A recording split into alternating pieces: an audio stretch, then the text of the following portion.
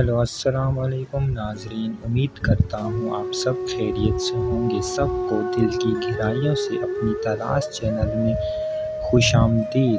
آج کا نکتہ ہے بدگمانی۔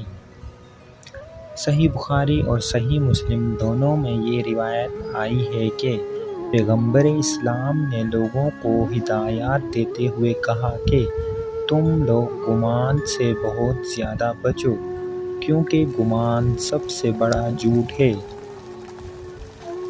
گمان یہ ہے کہ آدمی پوری معلومات کے بغیر کسی کے بارے میں ایک رائے قائم کر لے۔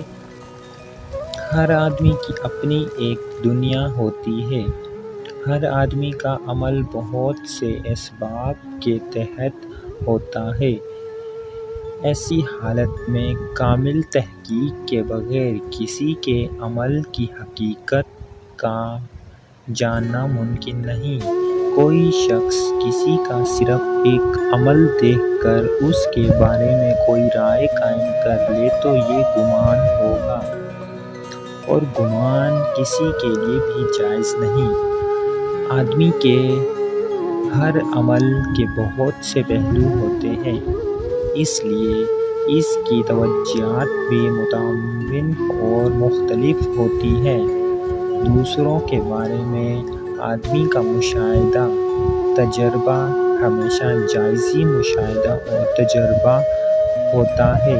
اسی حالت میں کسی کی ایک روش کو دیکھ کر اس کے خلاف برا گمان کرنا گویا جزائی عالم کو عقلی عالم سمجھ لینا ہے۔ ناقص معلومات پر کامل واقفیت کا دعویٰ کرنا ہے۔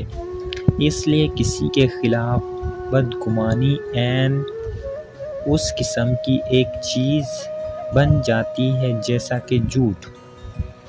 جھوٹ اخلاقی حیثیت سے انتہائی معیوب کلام ہے۔ وہ خدائی شریعت کے اعتبار سے سراسر ناجائز ہے۔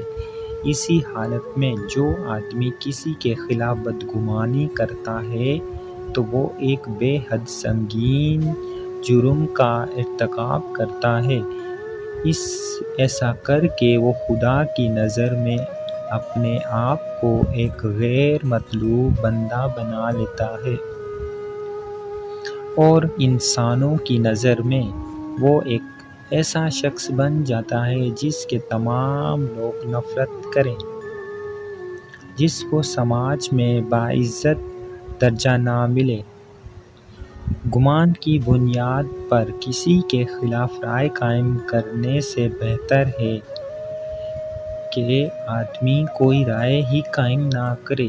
آدمی کی رائے قائم نہ کرنے کے لیے آزاد ہے، مگر رائے قائم کرتے ہی وہ قابل مواخذہ ہو جاتا ہے۔ اچھا گمان کرنا جائز ہے اور برا گمان کرنا ناجائز ہے۔ امید کرتا ہوں آپ سب کو اچھا لگا ہوگا۔ اپنے تلاش چینل ٹی وی کو دیجیے اجازت۔